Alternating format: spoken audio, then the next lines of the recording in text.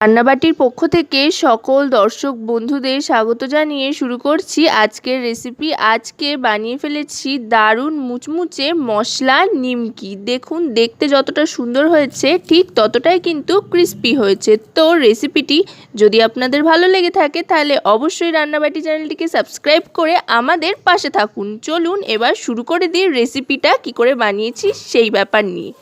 প্রথমেই এর জন্য নিয়ে নিয়েছি ময়দা।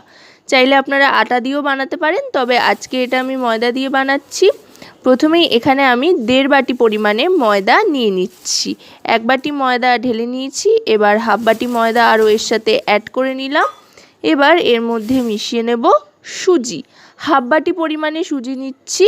সুজি দিলে বেশ কিন্তু একটা ক্রিস্পি ব্যাপার আসবে, বেশ একটা দানা দানাদার ব্যাপার আসবে, সেই জন্য হাফ বাটি সুজি আমি এতে মিশিয়ে নিলাম। এবার এক এক করে সমস্ত রকম মশলা মিশিয়ে নেব।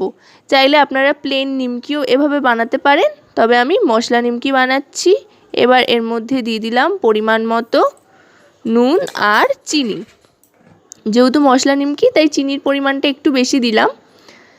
নুন আর চিনি দিয়ে দেওয়ার পর এবার এর মধ্যে দিয়ে দিচ্ছি 1 পিঞ্চ মতো খাওয়ার সোডা। 1 পিঞ্চই যথেষ্ট, এর বেশি কিন্তু দেওয়ার প্রয়োজন নেই খাওয়ার সোডা। এবার দিয়ে দিচ্ছি মশলা নিমকির মশলা।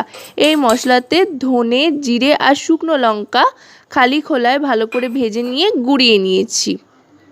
এটা 2 চামচ পরিমাণে দিয়ে দিলাম। এবার দিয়ে দিচ্ছি কারি পাতা কুচি। কারি পাতাটা শুকনো করে নিয়ে গুঁড়ো করে নিয়েছি।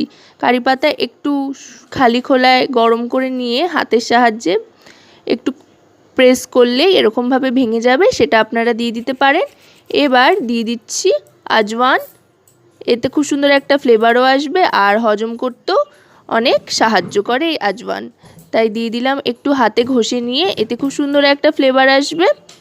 জোয়ান দিয়ে দেওয়ার পর এবার এর মধ্যে দেব তেল।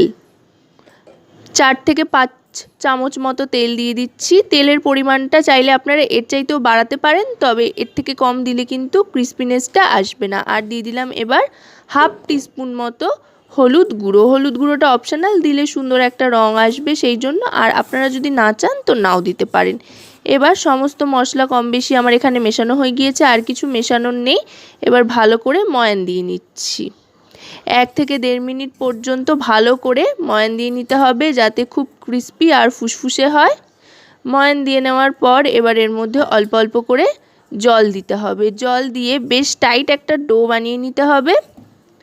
রুটি, লুচি, পরোটার মতো কিন্তু মাঝারি মানের বা নরম ডো তৈরি করলে হবে না, বেশ শক্ত করে একটু ডোটা তৈরি করে নিতে হবে, তাতে অনেক বেশি ক্রাঞ্চি হবে।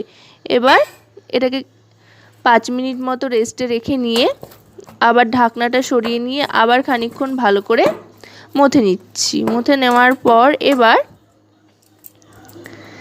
এর থেকে লেচি কেটে নেব। একটু বড় বড় করে লেচিগুলো কাটছি, যেহেতু এখানে প্লেন নিমকি তৈরি করছি না, মশলা নিমকি তৈরি করছি, সেই জন্য নিমকিগুলো কিন্তু বেশ একটু মোটা মোটা হবে, একেবারে পাতলা হবে না। আর নিমকিগুলো মোটা মোটা হবে যেহেতু, তাই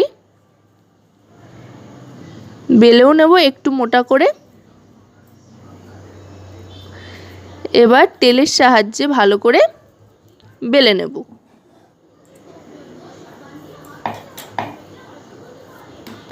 আর এক্ষেত্রে বেলার ব্যাপারে তো গোল হওয়া বা ঠিকঠাক শেপ আসার কোনো দরকার নেই, যেহেতু কেটে নেব।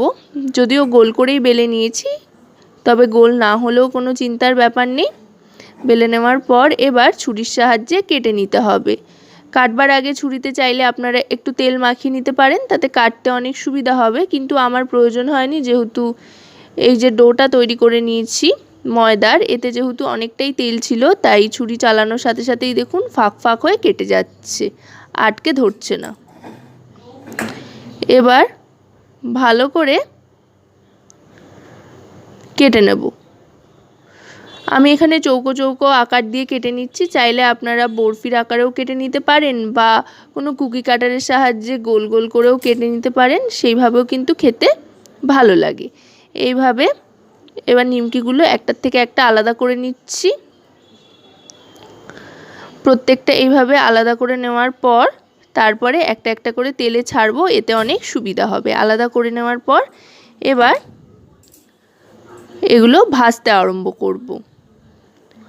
চাইলে আপনারা এগুলো বেলে খানিকক্ষণ রেখে দিতে পারেন। আমি যেহেতু ভিডিও তৈরি করছি তাড়াহুড়োর জন্য, সেই জন্য আমি আর রাখিনি। আমি কেটেই সাথে সাথে তেলে ছেড়ে দিচ্ছি। খানিকক্ষণ রেখে দিয়ে যদি ভাজেন তাহলে আরও অনেক বেশি ক্রিস্পি হয়।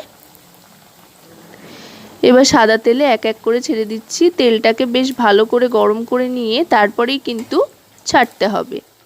তারপরে মিডিয়াম টু হাই ফ্লেমে নিমকিগুলো ভেজে নিতে হবে।